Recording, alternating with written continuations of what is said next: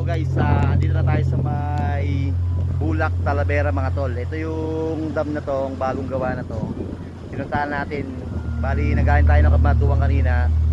Tapos pumasok tayo sa may barangay Lumboy, Talavera. So ngayon mga tol, wala kasi tayong data kanina, kaya nagtanong-tanong lang tayo kung saan yung papuntang Bulak, Talavera. Kasi pinuntahan natin itong dinara, yung dam dito na mini dam na bagong gawa dito sa may Bulak, Talavera. Ito mga tol, papakita ko sa inyo.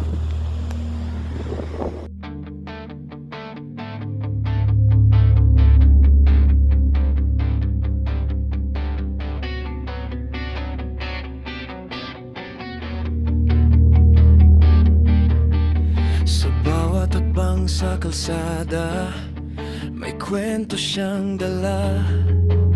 Siege adventures na laging handang ngumiti sa iba. Kahit saan mapadpad, may bagong kaibigan. Humilde sa puso, di nagmamadaling sumikat man. At kapag ika'y naligaw, siya ang iyong gabay. May saya at kwela sa bawat tagpo na dumadaan. Ocho Dios, pangalan na di malilimutan. Sa bawat biyahe, bawat lugar, may masayang alaala na iiwan. At kung kailangan mo ng sticker niya, huwag kang mahiyang magsabi, dahil lagi niyang ibibigay. Sagot niya'y sige, para sa'yo, kaibigan. Dito guys, kung mahilig kang mamingwit, pwede kang pupunta rito kasi bukod sa napakaluwang ng bingwitan, kung makikita nyo sa may likuran ko, yun. Pwede kang bingwit doon, tapos yan, ang luwang ng bibingwitan mo. Dito, doon pwede rin to. Tapos dito sa ibaba, yan, mukhang may mga naglalagay din dito ng lambat mga to. Doon medyo mababaw pa rin, may parke na yun. Dito naman, yan, mukhang malalim to. Yan. Saka may mga katabing bahay din dito sa may gilid to. Yan, kung mapapansin nyo. Diba? Paghahapon daw, sabi ng mga tao rito, maraming mga pupunta rito kasi nga bukod sa malamig yung hangin. Tapos, ayan, rest ko pa. Hindi ganong mainit dito. Tingnan natin dito sa may gawi rito.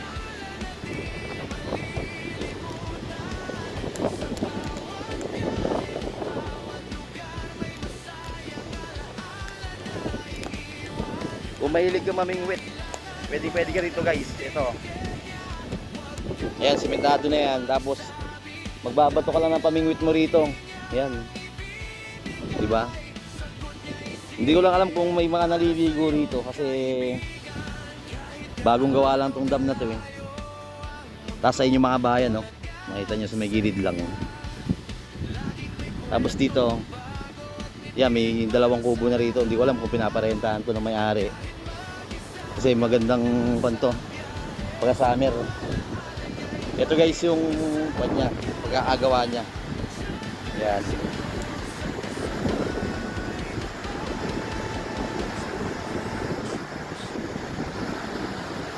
Tapos doon may mga bata ron kasi mababaw na rin sa may banda ron eh. Tapos ayun, mga bahayan yun. Makikita nyo yan, mga tabing bayan. Ayun yung motor natin na makikita mo andun. Tapos dito may mga bata rin dito paghahapon na nagpupunta rito. Tapos yung baba na yan, no? Diba? Medyo malakas yung pagbaba ng tubig dito. Yan, sa may mini dam nila. Siguro maraming isda dito. Yun, yung parte na yun, sinesemento pa lang. Yun.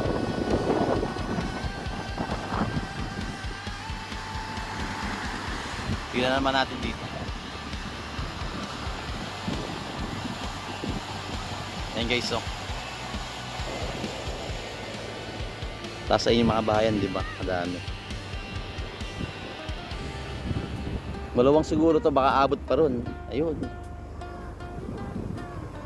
Mukhang sinesemento pa rin yung gawin na yun.